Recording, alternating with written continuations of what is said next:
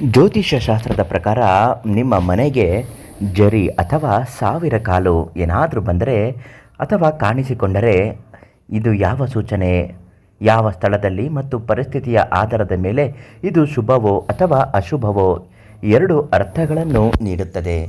ಇದರ ಸಂಕೇತವಾಗಿ ನಾವು ಇವತ್ತಿನ ವಿಡಿಯೋದಲ್ಲಿ ಸಂಪೂರ್ಣ ಮಾಹಿತಿಯನ್ನು ತಿಳಿಸಿಕೊಡ್ತೇವೆ. ಅದೃಷ್ಟಧಾರೆ ಫೇಸ್ಬುಕ್ ಪೇಜನ್ನು ನೀವು ಇನ್ನೂ ಫಾಲೋ ಮಾಡ್ತಿಲ್ಲ ಅಂದರೆ ಮೊದಲು ನಮ್ಮ ಪೇಜನ್ನು ಫಾಲೋ ಮಾಡಿ. ನಿಮ್ಮ ಕಷ್ಟದ ಸಮಸ್ಯೆಗಳು ಏನೇ ಇದ್ದರೂ ಶೀಘ್ರ ಮತ್ತು ಶಾಶ್ವತವಾಗಿ ಪರಿಹಾರ ಆಗಬೇಕು ಅಂದರೆ ಈ ತಕ್ಷಣ ಪಂಡಿತ್ ರಘುನಂದನ್ ದೀಕ್ಷಿತರಿಗೆ ಒಂದೇ ಒಂದು ಕರೆ ಮಾಡಿ ಸಂಪೂರ್ಣವಾಗಿ ನಿಮ್ಮ ಯಾವುದೇ ಸಮಸ್ಯೆಗಳಿದ್ದರೂ ಪರಿಹಾರ ಮಾಡುತ್ತಾರೆ.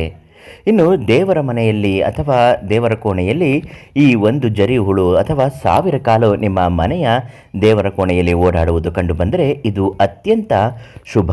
ಶೀಘ್ರದಲ್ಲೇ ನಿಮ್ಮ ಮನೆಗೆ ಧನ ಲಾಭ ಮತ್ತು ಸಂಪತ್ತು ಸಮೃದ್ಧಿ ಆಗುತ್ತದೆ. ದಿಢೀರೆಂದು ಬಂದು ಕಣ್ಮರೆಯಾದರೆ, ಮನೆಯಲ್ಲಿ ಇದ್ದಕ್ಕಿದ್ದಂತೆ ಜರಿ ಕಾಣಿಸಿಕೊಂಡರೆ, ತಕ್ಷಣವೇ ಮಾಯವಾದರೆ ನಿಮ್ಮ ಅದೃಷ್ಟ ಕುಲಾಯಿಸುತ್ತದೆ ಮತ್ತು ದೀರ್ಘಕಾಲದ ಸಮಸ್ಯೆಗಳು ಬಗೆಹರಿಯುತ್ತದೆ.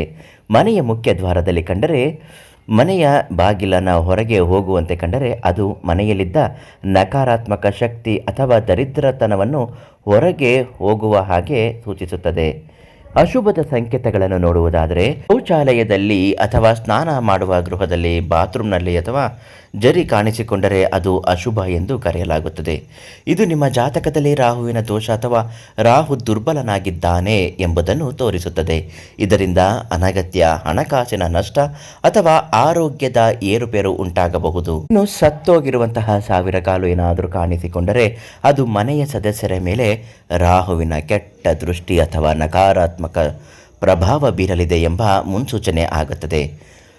ಜರಿ ಹುಳು ಮೈ ಮೇಲೆ ಹರಿದರೆ ಜಾತಕದಲ್ಲಿ ರಾಹು ದೋಷ ತೀವ್ರವಾಗಿ ಅಥವಾ ಹಠಾತ್ ಅಪಘಾತ, ಅನಾರೋಗ್ಯ ಎದುರಾಗಬಹುದು ಎನ್ನುವ ನಂಬಿಕೆ ಇದರಲ್ಲಿ ಕಂಡುಬರುತ್ತದೆ.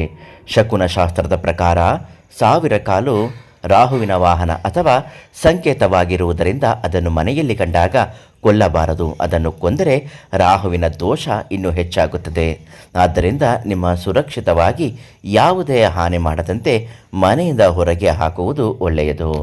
ಇದು ಮಳೆಗಾಲದಲ್ಲಿ ಸಾಮಾನ್ಯವಾಗಿ ಕಾಣಿಸಿಕೊಳ್ಳುತ್ತದೆ. ಹಾಗೂ ಒಂದು ವೇಳೆ ಇದರಿಂದ ಏನಾದರೂ ಭಯವಾಗುತ್ತಿದ್ದರೆ, ಏನಾದರೂ ತಪ್ಪುಗಳು ಮನೆಯಲ್ಲಿ ಅಶುಭದ ಸಂಕೇತಗಳು ನಡೆಯುತ್ತಿದ್ದರೆ ಈ ತಕ್ಷಣ ನೀವು ಪಂಡಿತ್ ರಘುನಂದನ್ ದೀಕ್ಷಿತರಿಗೆ ಒಂದು ಕರೆ ಮಾಡಿ ಸಂಪೂರ್ಣವಾಗಿ ನಿಮ್ಮ ಸಮಸ್ಯೆಗೆ ಪರಿಹಾರವನ್ನು ತಿಳಿಸಿಕೊಡುತ್ತಾರೆ.